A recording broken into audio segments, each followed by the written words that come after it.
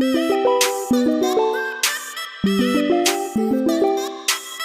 welcome back to fanSERVice Podcast and part 2 of this episode. Strap in, but first, let's get back to where we left off. That stigmatizing ideal of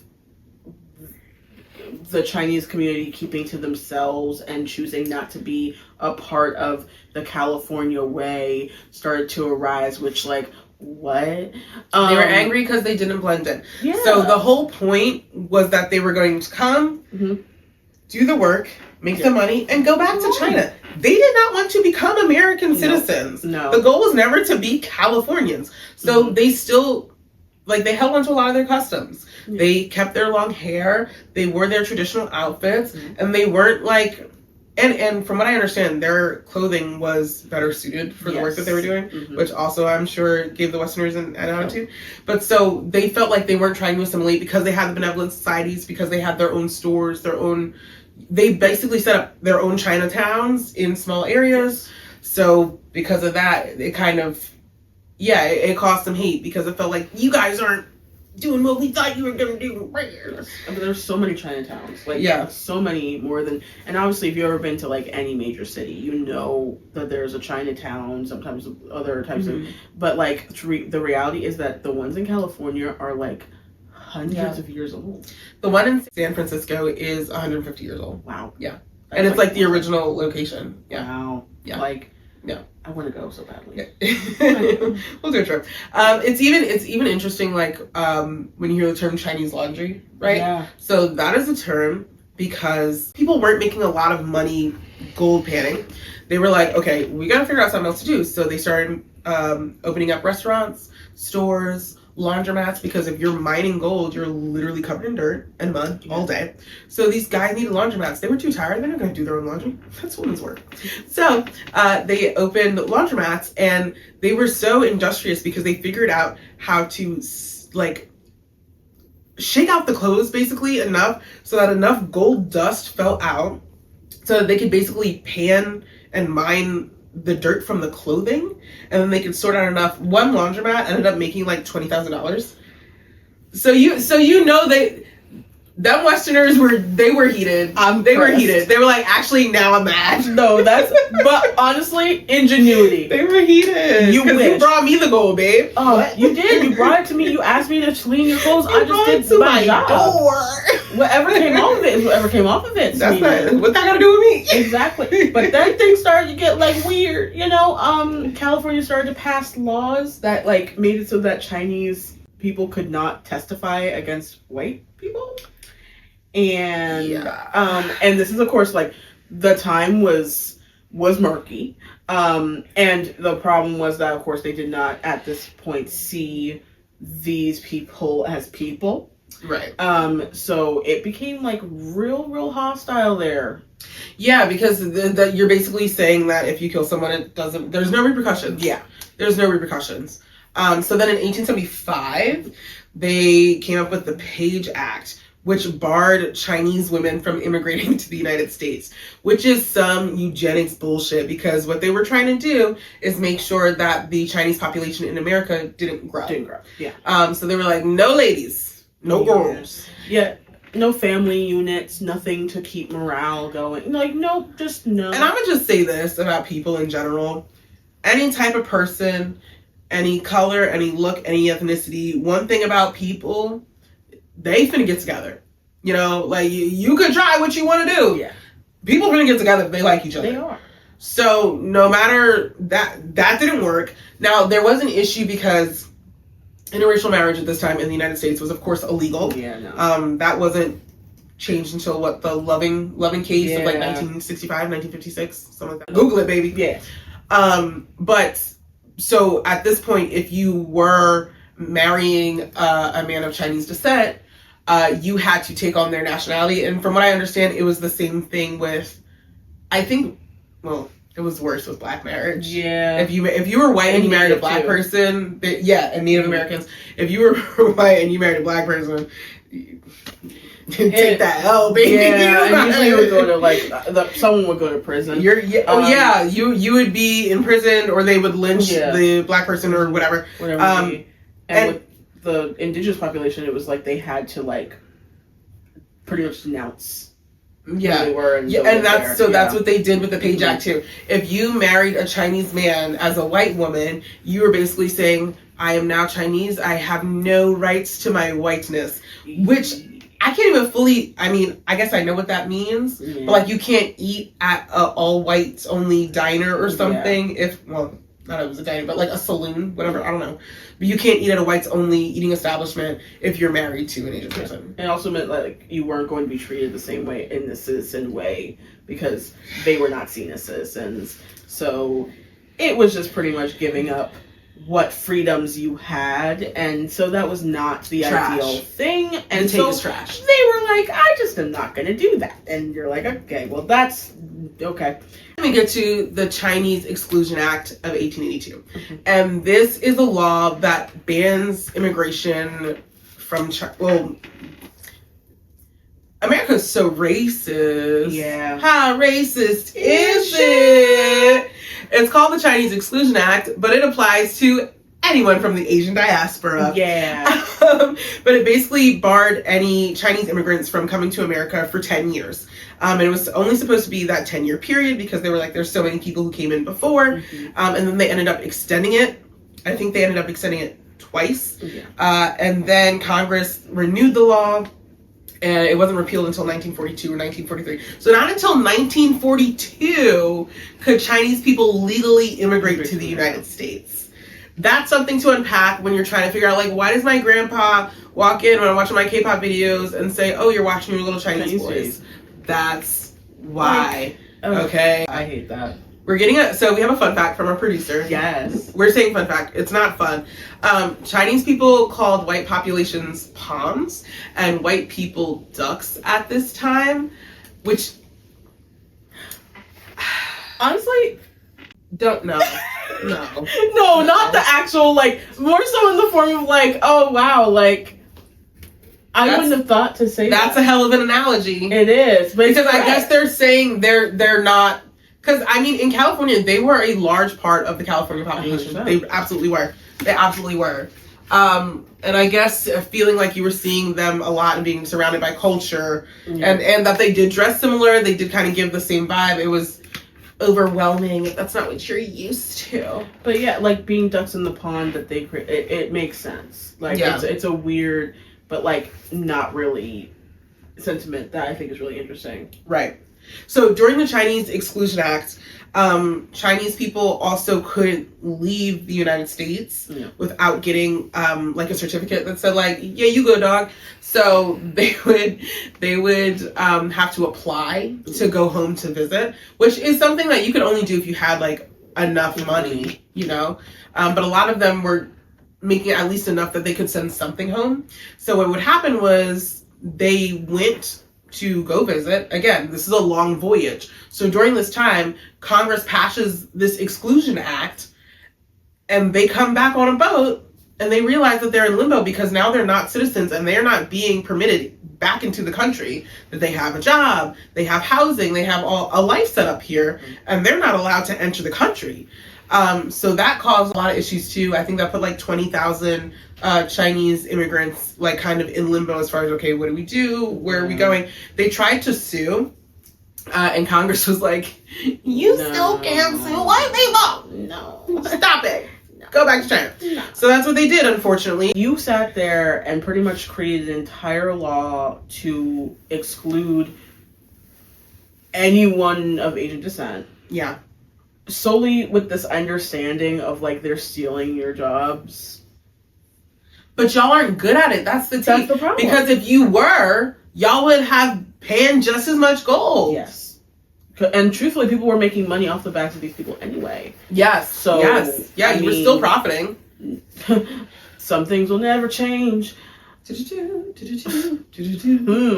1860, California also started to create laws that barred like Chinese Americans and Indians and African Americans from attending the same schools. Oh yeah, so segregation. Yeah. Not cute. Again, showing the othering of these peoples who were not seen as citizens or worthy of anything. Which, America, what you doing? But America has a problem. It does, and it's gonna have more because it gets worse. It does. It got worse. Eventually, Congress grants naturalization to freed people of African descent.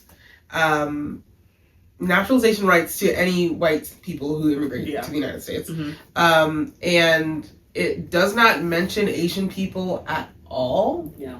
And this is 1880, so we're not doing great. The Chinese population was not having it easy or a good time at all. And then in 1885, there was a large-scale immigration of Japanese to the U.S.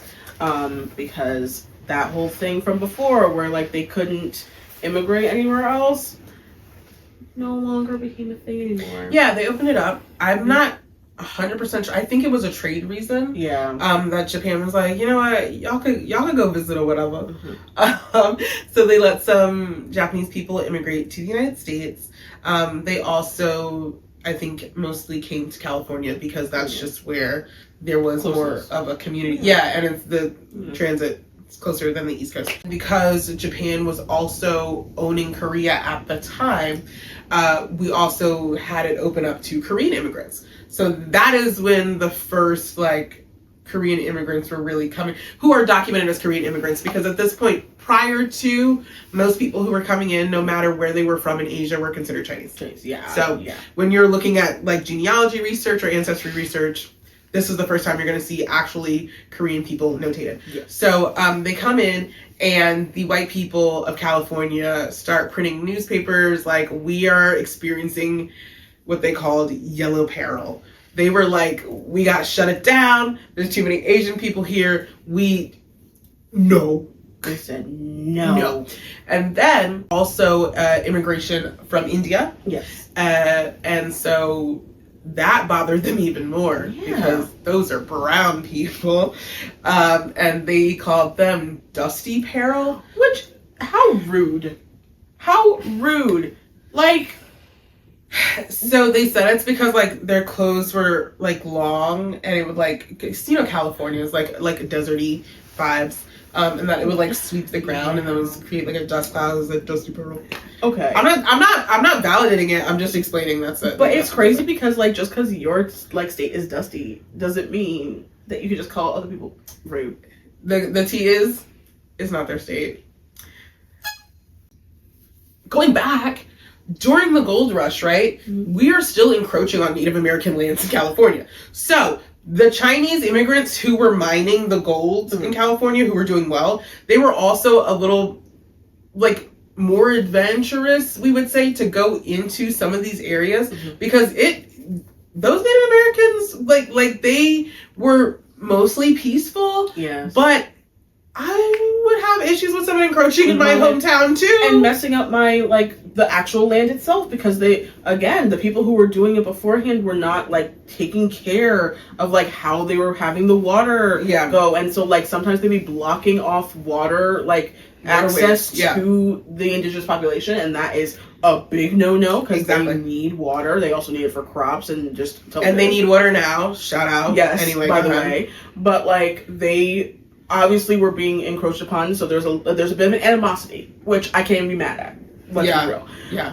But I will say the Chinese immigrants who were doing it had more of a history of being able to deal with irrigation ways and how to best trail that stuff. Right. So they ended up doing a bit better of a job in terms of not messing up the ecosystems for people whose lands it was, and so they had less animosity than their counterparts at the time. Right. Mm-hmm. So now we're in California.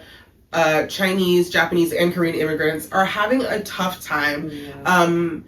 Japanese and Korean women are now allowed to immigrate to the United States as picture brides, which is kind of a modernized version of matchmaking, basically. So you would see a picture and be like, she fine. I'm gonna pay for her to come over here, and hopefully you're like, I hope he doesn't suck. I'm gonna get on a boat. And then they did. So we do see these communities start to grow around this time. But yeah, can we? Things get hairy because they start popping up with like these groups that are giant hate groups. Like think of the KKK, but for the Asian population. And they were called the Asiatic Exclusion League. Yeah, and they had like a conference. So if you Google the Asiatic Exclusion League, they have like little flyers. Like they have like, I wouldn't call them rallies. They didn't seem like they were that organized. No. You know? Mm-hmm. But they had little rallies where they're like, no Asian people, which just like, and like literally it would say that and you're like, y'all are so corny. They were. That's so wow. And it was interesting because it was like they were just literally angry at this specific type of race of people. Yeah. They weren't impressed about black people. Yeah. They're like, honestly, whatever, y'all are slaves. We're like, if you know the KKK, they just like hate everybody. Yeah. But they were just... Yeah. I mean, they didn't love other races, but they were just kind of like mid, whatever. But Asian people, problem. Yeah, and they were making it clear that they had a problem. When you get into American history, you just kind of realize, like, nobody is safe, bro. Nope. Everybody. They were out for blood at everybody at some point. This was mostly brought on, especially by the Russo-Japanese War of 1905, because Japan kind of prevailed to be seen on the world stage as having, like, really solid staying power when it came to fighting. Yeah. And they earned a little respect there, and with respect came fear. And so that fear kind of panned over towards how they saw these immigrants as well. Yeah. Which again, when we look at how Asian Americans, specifically Japanese Americans, are viewed in the United States, I think my first like knowledge of, oh, this is a Japanese person was watching The Last Samurai. Yeah. And that movie centers around freaking Tom Cruise. Yeah. He is not the last samurai. He wasn't. And right? It's the same thing when Dances with Wolves is what's Kevin Costner. Bitch. And I'm like, okay. That's why acting is hard. Acting's hard. Please hire us. And they were like, okay, you know what we gotta do? We gotta start treating them like how we treat black people. Mm-hmm. So they banned them from owning land. Again, segregated schools. I think most of them were schooled in home. Yeah. They didn't, because most were not going to the same schools as black kids. No. Early 1800s, early 1900s, that was, or not, late 1800s, early 1900s, that wasn't happening. So they were being banned from owning land, banned from renting property, banned from renting land. Yeah. So they basically made it harder for you to make your own business. If you were a child of two immigrants, then you also could not own land or own a business or rent property. Yeah. So they were hitting everybody. They were making sure you could not have success. And then they started to like just get very uncomfortable with the amount of immigration that was coming in, and ultimately that wound up with a lot of like raids, and they were afraid of like bombings, and then they just started to deport hundreds of people unlawfully, but also like with the law on their side. That's America's bag, baby. Yeah, we're good at that. And this is kind of where you started to see a lot of people start to stand up for the rights of human beings, as it should be. And workers' rights. During this time, Emma Goldman was also deported, she's a big deal workers' rights person, one of the most notable people for unions and unionizing, which is very important. Shout out unions. Yeah. The Asian Exclusion League, absolute trash, pure garbage, not a fan. We did find one of their flyers, though. We found our producer found a pamphlet from the Asiatic Exclusion League that headline, meat versus rice. Already I'm over it. But it's American manhood against Asiatic coolieism, which is like a term that they were using for Asian workers, which shall survive. Like the worst WWE match of all time. Also, like, no sauce. Meat versus rice. Child.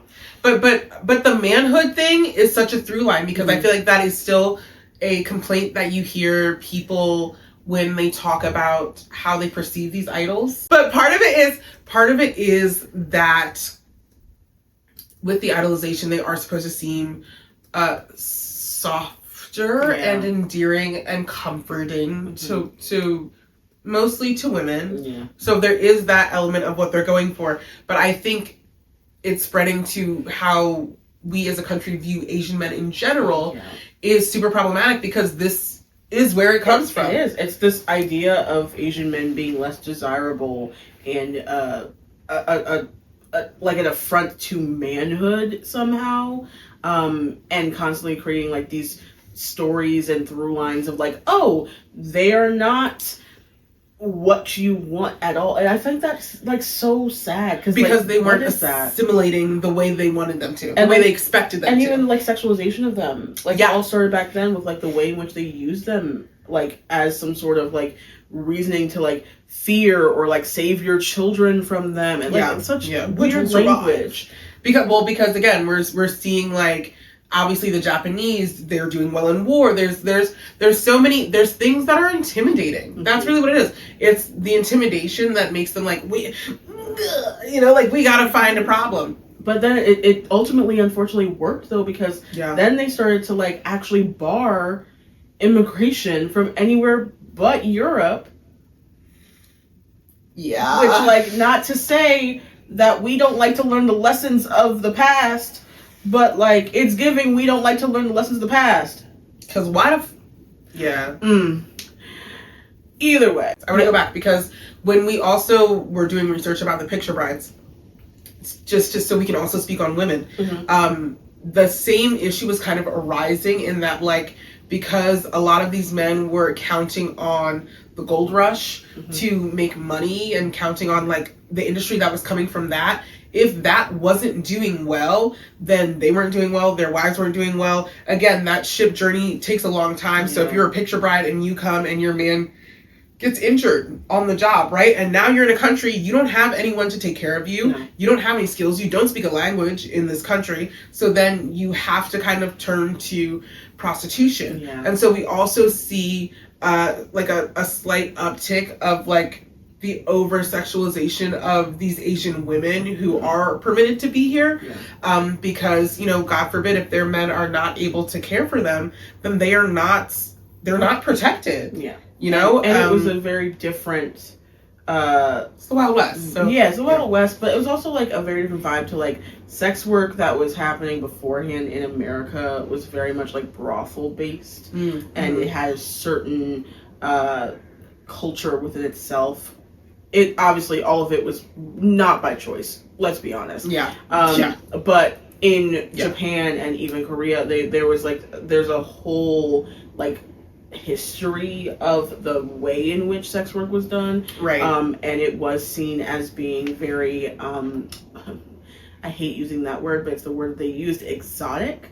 And so that was kind of why it was being sought after a lot, and it also was being used as part of the rhetoric as to why you needed to bar these people from being here, because it was being seen as they were immoral as well, which is just some crock of shit. So and so now when we have female idols who people are trying to control the way they dress, the way they look, the way they act, if they don't, we don't feel like you bowed correctly to an older member of a, if that is not your culture, why are you checking someone on it? I am digressing like a motherfucker. But I just feel like when you're seeing the through lines, when you're seeing the patterns, it's too clear, It's very, very clear. And it's unfortunate that we haven't really tried to grow above it yet, and we still try and like insert ourselves into something that we just do not always understand, or at least try to understand it before we do,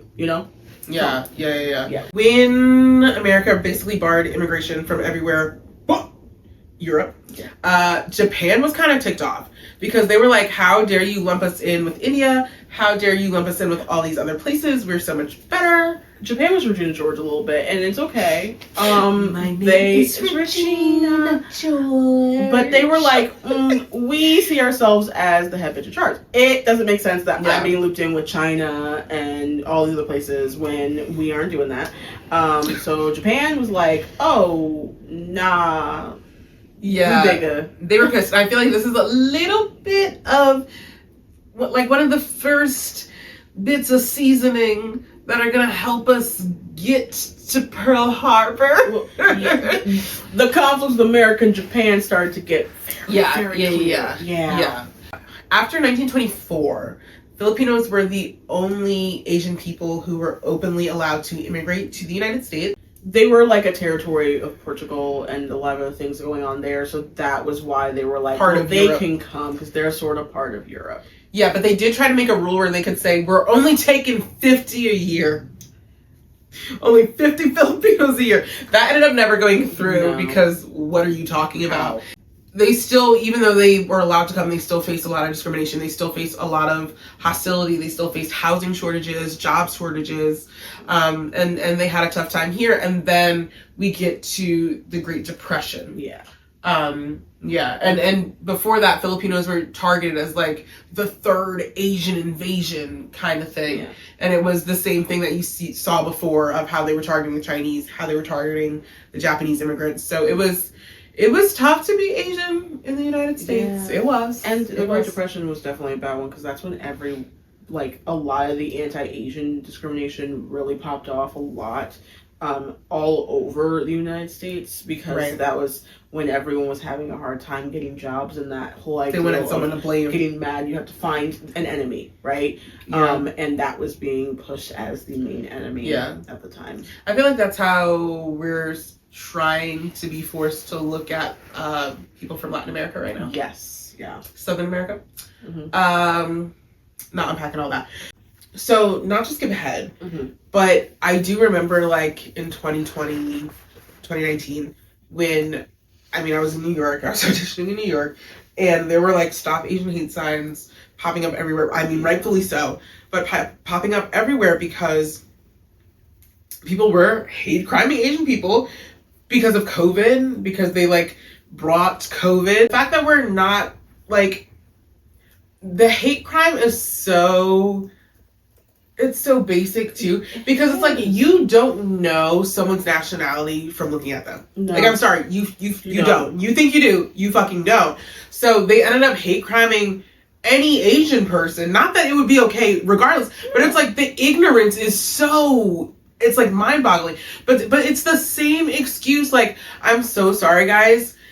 You need to like modernize your take, because using they brought COVID is the same like we just did in the early 1800s where they said the Chinese people are bringing leprosy. It's the same take. They're stealing our jobs. It's the same take. This man murdered Vincent Chin because he had lost his job at a car creation factory. Not sure if it was Ford or Chevy, but it was an American made.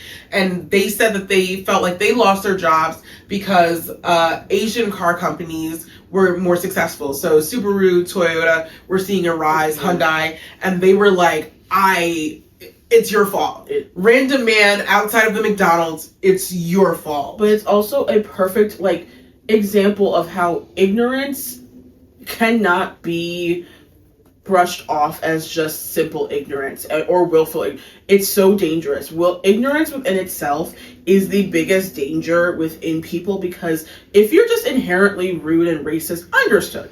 Like, okay, you're the worst. Got it. I need to know that. Check. Figured out. You are infesting your ignorance onto others because of lack of education and lack of awareness within yourself. It is probably more dangerous in most cases, because those are the people who will be acting so completely out of pocket or have mindsets that are so like far-fetched from the truth that other people take it as stock, though, and then they'll sit there and emulate it, and you'll be like, this is not a smart person, y'all. This is someone who is dumb. Know what dumb is. Dumb is looking at somebody and going, I blame you for all the hardships of everybody if they have never done anything, and basing it off of the way that they look. It ain't it. You didn't say his name, but yeah. I'm saying the name in my head. Okay. You hear me. 1992, we're gonna see still hate crimes. Yeah. So it's the Rodney King trial, and I mean, when we talk about sowing unrest between minority groups, I think this is such a good example. Yeah. Because what happens is Korean Americans move into a majority black area, yeah, and they end up being able to buy businesses, and they're just trying to start their life here, and the black community sees it as gentrification, and as a culture that has already been completely gentrified, they are hyper aware, and they are not welcoming to this Korean community at all. They destroy 2,000 to 25,000 businesses. There is rioting, there is looting. There are not good relations going on at all. A lot of people are killed during this time. Yeah. It's not safe. It's not great. And like, full disclosure, those were completely separate, obvious hate crimes and situations, separate from the actual unrest being caused by what happened with Rodney King. Right. But it was being used as a firecracker of sorts to ignite a race war. Yes. Yeah.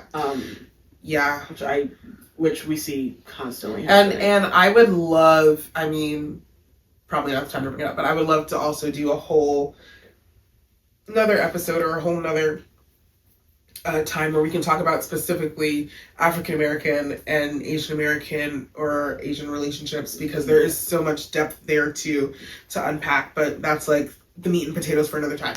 Again, we see COVID, we see the hate crimes rising in COVID.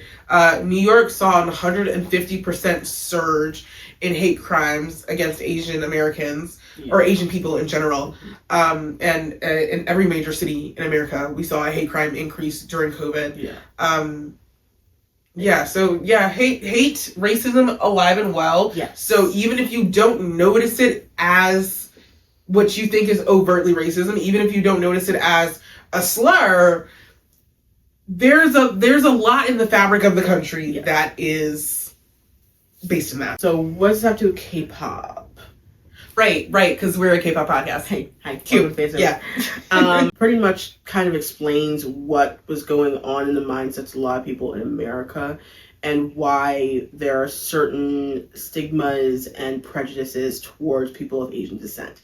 Right. Now, as these different countries and cultures start to get global acclaim for their different works, whether it be in media, in like even video game production, all these things that we now know from Japan, China, Indonesia, Korea, they started to be in Thailand, they started to be seen as like niche things that people could enjoy. Even now there's still a big amount of stigma towards people who even like anime or video games in a certain regard. Yeah, and so as they become more and more popular, there does usually become a shift a bit, so that there is a bit more of acceptance for people to like those art forms. But Korea was a very small country, and so when their music started to really become popularized in America, it was seen as a little odd by people. And it really does go back to that way in which we kind of like stigmatized Asian people in general, whether it was the over feminization or fetishization. It's just, it's really unfortunate. Yeah. But it's bled through in even the way in which our industries here interact with it, which I think is really unfortunate and sad. But ultimately, you see this even in like the Grammys, for example. The Grammys is obviously a very large award show here celebrating music in America. It does speak on being broader than just America, but we're going to get to that. It is based on submission, so you usually submit your work to be considered and hope to be nominated and win. Obviously, big Grammy winners being like a Beyonce or an Ariana Grande, you know. But Taylor Swift, yeah, like it's kind of seen as being one of the most prestigious, if not the most prestigious award you can win for music. Absolutely, yeah. The Recording Academy is very large, a lot of members all over the world. And the one thing that rang true is that not many Asian artists have been nominated or have won Grammys. Many have, but by many I mean like versus other types of people. It's very low number, but usually not for music that is showing influences of their culture, right? So we're seeing like Steve Aoki, who is a DJ. Yes. It's not really. It's more EDM. Yeah. It's not really like Olivia Rodrigo, pop music. She's an American artist, Filipina, but like it's not. You're not hearing a song fully in Japanese winning a major Grammy award, and by major I mean like during the live show. And for the record, it's mostly any non-English language. Yes, you're gonna struggle with that. Mm-hmm. It's not just Asian artists because a lot of West African artists really have issues with this. A lot of Jamaican artists have like Caribbean artists struggle with that. Like they created entire separate Grammys for Latin artists. And a whole separate recording academy. Latin Grammys. Yes. It does give a bit more platform for people in, whether it be like Portuguese-speaking countries or Spanish-speaking countries, to have their moment. But it is very much like a bit isolating in nature. Yeah, because it's othering. It's othering. Exactly. Yeah. And so a great example came when all of a sudden there started to be a set of eyes on Korean talent. And ultimately, it really was like spearheaded by BTS and their success. And so then you ultimately have an area where they are at the forefront of being able to be nominated. Now, quick disclaimer, they were nominated for songs that were in English, except for one. But they got nominated for a somewhat bigger category. They didn't end up winning, but it was the first time that was really happening for a K-pop artist. Even now, it has not happened for a J-pop or C-pop like group or artist of those natures. But it started to open a door. It was believed that has been very clearly not kept open, especially for any song that was not in English. Yeah. So, I mean, obviously there's more than 40 countries in Asia. Mm-hmm. Asia is not homogenous. Mm-hmm. But when we were doing research for this, I watched a video, and I believe she was Filipina, and she was talking about the creation of an Asian Grammys that they're trying to do within like 2025. Yeah. And how they're trying to have that in Korea. It was interesting because from her perspective watching it, she said, I would kind of be okay with that because the performances for the American Grammys are boring. Yeah. And if you watch Asian awards, if you watch Mamas, baby, they're doing a whole mini concert. Yeah. And I think that's actually such a great concept because that engages you. That makes you justify paying what you're going to pay at these concerts. Mm-hmm. Like, Beyonce's cool, but her ticket prices are expensive. Yes. Like, I'm sorry, they are. And if you gave me a little preview to say, this is what Beehive gets every year, pop, pop, pop, pop, pop. And I'm not just talking about Homecoming on Netflix. I mean, like, an actual, like, performance at the Grammys. That would be so engaging. That would make so many people... and especially people arguing about this Cowboy Carter thing, that would shut them the fuck up and be like, oh, she real deal. You know what I mean?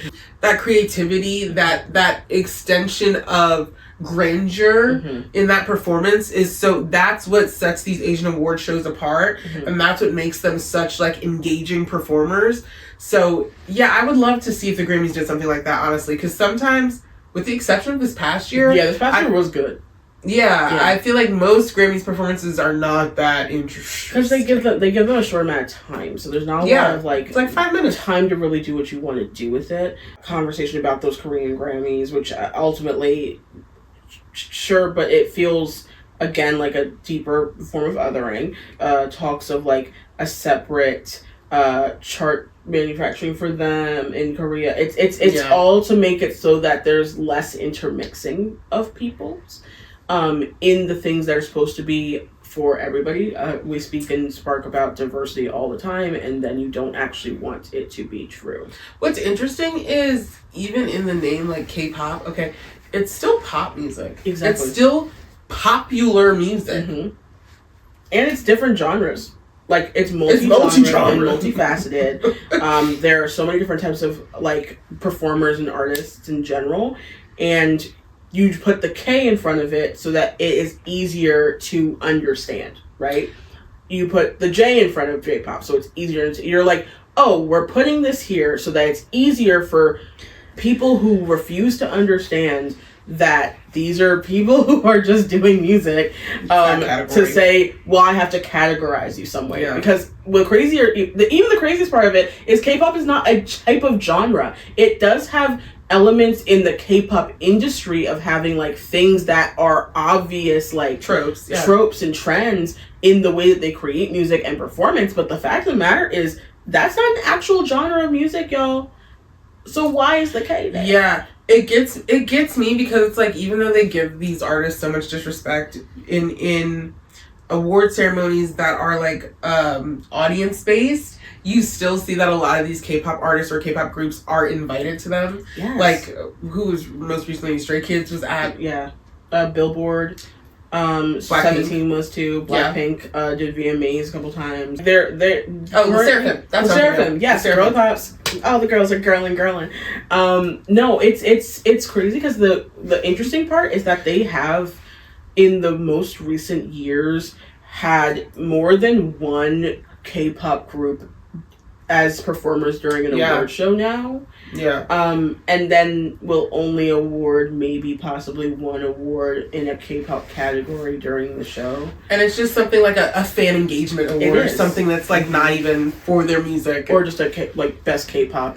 And you're like, okay. Cool. Like you create an entire category as opposed to like considering them in the major ones. A best performance. I'm sorry. Yeah. What pop artist is out doing... Anyway, but and it has been proven because the post performance one that they get, like the VMAs, has mostly gone to K-pop groups in the last like couple of years. Exactly, because it makes the most sense. Yeah. It's unfortunate because it just feels like again they are not being considered fully in the capacity that they really should. Even with songs that have become popular and albums and artists who are very popular here, it's still not being acknowledged in the same way that Western artists are. Right. And it pains me to say that, but it is the truth. It just feels very like inauthentic, a lot of the engagement. Extending to artists who are just Asian artists, artists who are Asian Americans, artists who are no longer in K-pop groups. People to mention, again, I mentioned already, but Steve Aoki, he actually has done a couple interviews where he mentions that he used music as like a coping mechanism to get through like, racial insensitivities that he was feeling. Oh, Jay Park. Jay Park. Korean American. Yes. From Seattle. But was originally in a K-pop group. Yes. But his music is not K-pop. No. If anything, it's R&B. To be honest. Yeah. And rap. Jackson Wang. Yes, Jackson also Wang. Still in. Is Jackson Wang.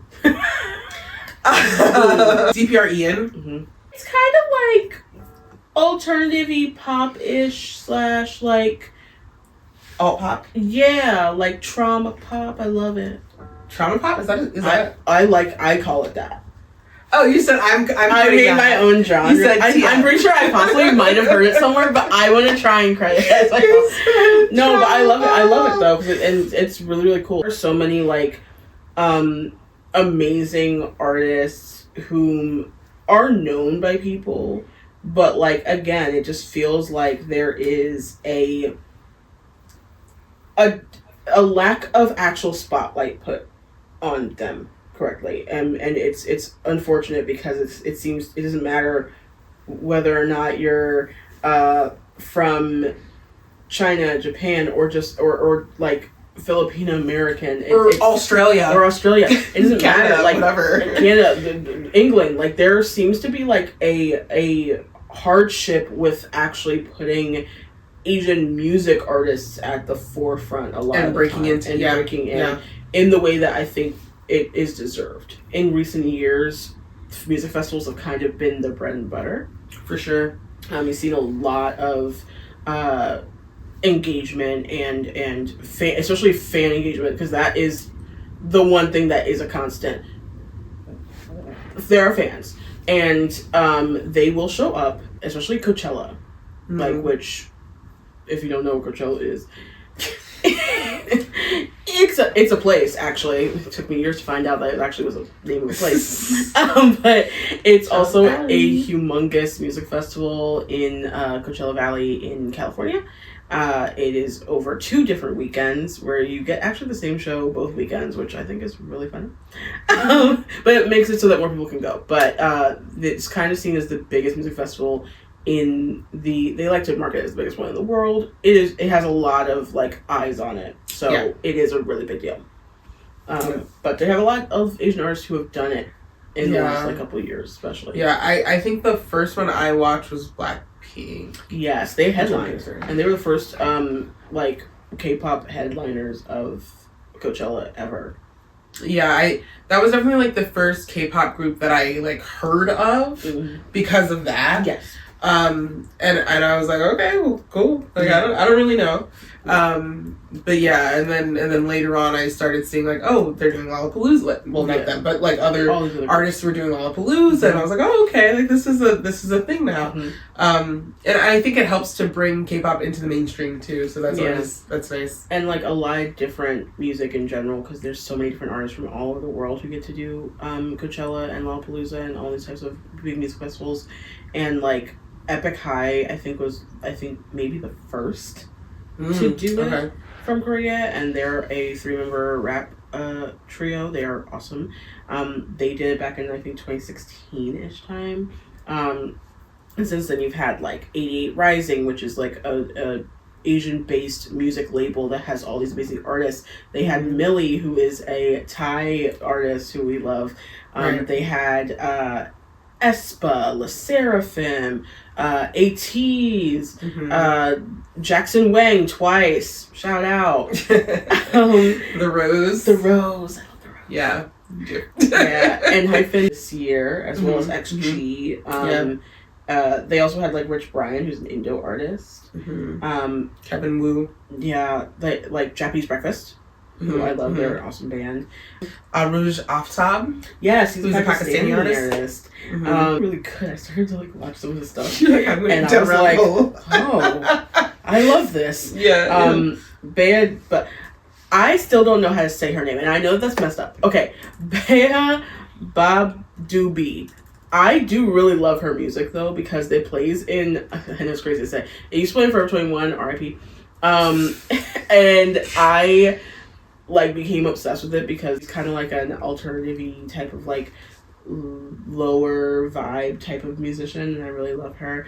But she got to perform too, and Conan Gray, who, if you know, like a Olivia Rodrigo type vibes, he's an amazing artist as well. And Ravina, who is my girly pop, love her. She is South Asian, and is like kind of like an R&B twist type of artist. They give great performances. You know, that is a through line that we see from that part of the world. It's important that this is all acknowledged, because if you're going to be consuming this art and loving it and trying to like interact within the communities that love it, there needs to be some sort of understanding of why there may be some disconnect, especially at least in the West.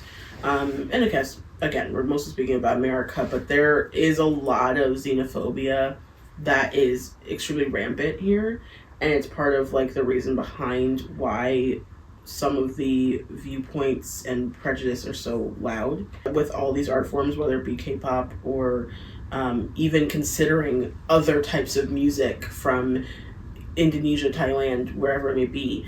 And G-Dragon, I think he made like this statement once where he said that being a Big Bang, he's like, we are Korean, so they obviously call their music K-pop and Korean pop, and he's like, but I don't see it as that. It's just music, it's their music.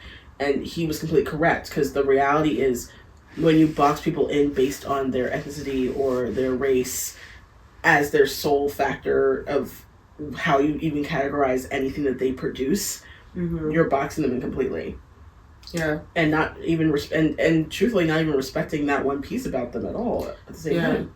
I remember, it's like the other day when we were talking about what Beyonce album was it? Oh, like Four was considered like an R&B, like twisted hip hop album, and I was like, is it? Because it's kind of a pop album. Yeah, but you're black, so it's got to be R&B. It was black, and it had different tones. All of a sudden, they were like, no, that's urban, and you're like, is it? Like, and also, what is urban to you? I hate that. Yeah. Okay, guys, and now it is time for our Serve of the Week. I don't know why I did that. Like they were gonna edit. Oh, I did this. Can you edit Serve of the Week? Our Serve of the Week, Adia.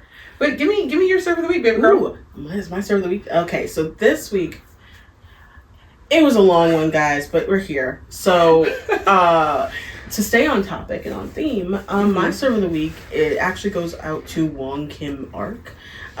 You may not know that name if you're not from America, and even if you are, you probably still don't know that name. United States versus Wong Kim Ark. He actually is the reason as to why we have birthright citizenship in the United States. Yeah, it was in 1800s, and it was speaking on whether or not someone born on American soil would count as an American citizen. He was a Chinese descendant, and he had to fight in court and won. And so because of that, they had to give the distinction that Chinese people who were born on American soil were seen as American citizens. And that ultimately snowballed into us having full birthright citizenship. Is the case that is constantly reverted back to for any type of dispute with that. Given current political climate, it has been questioned. But I want to give a shout out to him. May he rest in peace. That we aren't about to let that revert back, okay? We got you, boo-boo. That was a good one. Yeah. That was a good one. Yeah. Okay, I'm going to read this name because I don't want to mess up. Mm-hmm. My Serve of the Week is Mabel Pinghua Lee. So Mabel, I'm going to have to go by Mabel. Mabel, hey girl. Mabel was a Chinese immigrant. Her dad got, I guess, some kind of employment. So they ended up moving from where they initially settled. And they eventually end up in Brooklyn. Her family ends up in Brooklyn. She goes to Barnard. She becomes pretty well educated. But she is, during this entire time, also holding down a job. Because, you know, the girl keep it moving. She keep it moving. And she ends up being, at 16 years old, a pretty big figurehead in the women's suffragette movement in New York. Which, at 16, when I tell you I wasn't about shit, I mean, she was fascinating. So when I was reading this, I was like, wow, you're it, girl. So, direct quote, her bold presence and participation in the many suffrage meetings led to an invitation to lead New York City's famous 1912 suffrage parade. She was known for kind of advocating for education for Chinese women specifically and children in America. We also, during this time, are not seeing like the best workers' environments. So again, when we're talking about unionizing and all that kind of stuff, especially when it comes to women and children, because we did not have child labor laws yet. That's when she was doing some iconic shit at 16. And to come to a new country, to learn a new culture, to learn a new language, and to be confident enough to put yourself, your body, your family at the forefront. Because when you're leading a movement like this, that's what you're doing. At the forefront of that that's big cojones, girl. So shout out to you, because yeah, Mabel wasn't playing, and she was coined a symbol of the new era by the New York Times. Wow. So that's pretty Yeah. Ooh, she got a New York Times symbol. Okay. Era. Yeah. Oh, that's fire. Mm-hmm. Also, quick shout out to all the like Asian American activists who are really putting in the actively work. working. Yes. Actively very much working for the rights of their people and all people in America. Y'all are really grinding. I saw y'all out there during Black Lives Matter. I stand you. I got you. Because I was thinking of when I was at a Black Lives Matter protest and I met Andy Kim. And I was like, he was actually sorry because it wasn't relevant, but it kind of was. Yeah. But he was so cool. He was actually really nice. I'm not plugging political figures. No. That's not what we're here to do. He was nice. But he was vibey. I can't lie. He was at mine too. Yeah. No, he was my man was busy. He was working. He was working. Yeah. Thank you guys for listening. And we know this is a serious episode. We know this is a heavy episode. We promise to bring you something fun. We promise to give you some hee-hees and ha-has later. But we have to get through the real shit to enjoy the good shit. Mm-hmm. So thank y'all for being here through all the shit. And come back next week, the week after. Come back when we put out our next episode. Exactly. Fuck with us. Yeah.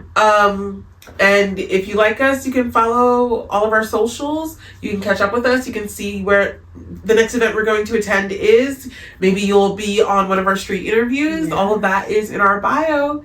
Thank you. Thanks. Bye. Bye.